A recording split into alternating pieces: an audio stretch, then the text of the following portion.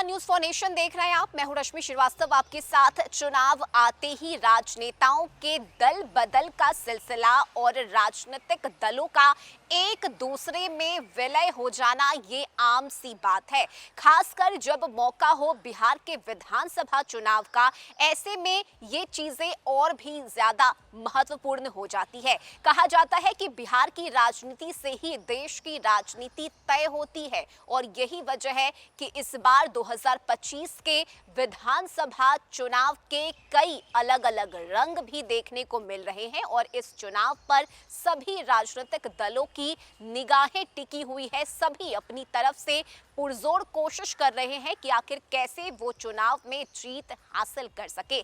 ऐसे में आपको बड़ी खबर बता रहे हैं बिहार से, जहां बीजेपी को बड़ा झटका लगा है। एक बड़े दल ने अपना विलय आरजेडी में कर लिया है, यानी तेजस्वी यादव की बल्ले बल्ले हुई है और बीजेपी की टाई टाई फिस, क्योंकि बिहार में जिस तरह से लगातार एनडीए सरकार को रिपीट किए जाने की बात पार्टी नेताओं की तरफ से की जा रही है, तो वहीं दूसरी तरफ महागठबंधन के नेता हैं जिनका साफ तौर से कहना है कि चाहे कुछ भी हो जाए, 20 साल की इस खटारा और निकम्मी सरकार को हम उखाड़ फेंकेंगे। ऐसे में अब इस बड़े दल के आरजेडी में शामिल हो जाने से इसका कितना फायदा आरजेडी को मिलेगा और बीजेपी का कितना नुकसान हुआ है, ये एक एक कर हम आपको बताएंगे। फिलहाल ये बड़ी खबर हम आपको बता रहे हैं, जहां देखिए बड़ी संख्या में भाजपा और अन्य दलों के नेताओं ने मंगलवार को विपक्ष के नेता तेजस्वी यादव के समक्ष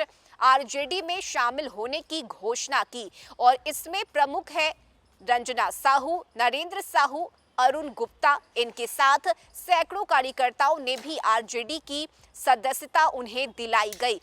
प्रदेश राजद प्रवक्ता एजाज अहमद ने बताया है कि राष्ट्रीय प्रगति पार्टी के अमरकांत साहू ने अपने समर्थकों की उपस्थिति में अपनी पार्टी का विलय आरजेडी में किया है। सभी नेताओं का पार्टी में स्वागत किया गया, उन्हें सदस्यता दिलाई गई और साथ ही आरजेडी का प्रतीक चिन्ह और लालू यादव की जीवनी पर लिखित पुस्तक गोपालगंज टू रायसीना देकर सभी को सम्मानित किया गया।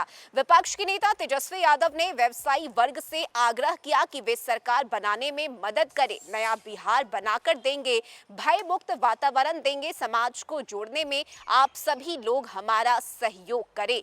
मंगलवार को आरजेडी कार्यालय में दानवीर भामाशाह की जयंती पर आयोजित समारोह को संबोधित कर रहे थे तेजस्वी यादव और आयोजन राजद व्यावसायिक प्रकोष्ठ की तरफ से किया गया था।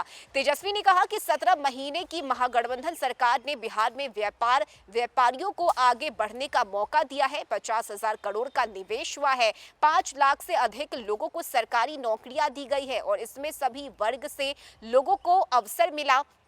3.5 लाख रिक्तियां छोड़कर आए थे और उसे भी डबल इंजन सरकार भर नहीं पाई। व्यापार को आगे बढ़ाने के लिए पर्यटन के क्षेत्र में महागठबंधन सरकार ने टूरिज्म पॉलिसी बनाई थी, सभी काम ठप पड़े हैं और अब 5 साल का मौका दे, हम बिहार बदलने के प्रति संकल्पित हैं। आरजेडी ने वैश्य समाज को हमेशा मान सम्मान दिया है, आप लोग विश्वास रखें, जो रिश्ता बना है उसको और मजबूत करना है।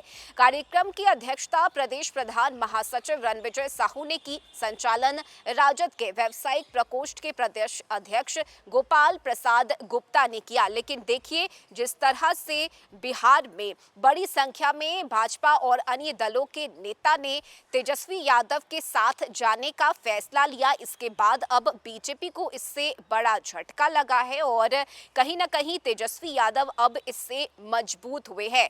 बता दें आपको कि राष्ट्रीय प्रगति पार्टी ने अपना विलय किया है आरजेडी के साथ और यही वजह है कि एक बार फिर से ये चर्चा शुरू हो गई है कि क्या बीजेपी के अंदर खाने पार्टी नेताओं के बीच, कार्यकर्ताओं के बीच किसी बात को लेकर नाराजगी चल रही है। आखिर क्या वजह है कि पार्टी के कार्यकर्ता, पार्टी के प्रमुख नेता दल बदल अभी से ही कर रहे हैं और इसका बड़ा फायदा जहां एक तरफ आरजेडी को मिलेगा, तेजस्वी यादव को मिलेगा, महागठबंधन को मिलेगा, तो वहीं इसका नुकसान सिर्फ बीजेपी को ही नहीं बल्कि बिहार में एनडीए सरकार को झेलना होगा। चुनाव में वक्त काफी कम है, मात्र 5 महीने का वक्त बचा हुआ है और ऐसे में तैयारी बड़े पैमाने पर करनी होगी। पार्टी के नेता हों या फिर कार्यकर्ता, सभी को एकजुट रखने की कोशिश पार्टी आला कमान की है और इस जिम्मेदारी को निभाना भी एक चुनौती से कम नहीं है। और यही वजह है कि पार्टी को संजोए रखना और चुनाव तक पहुंचकर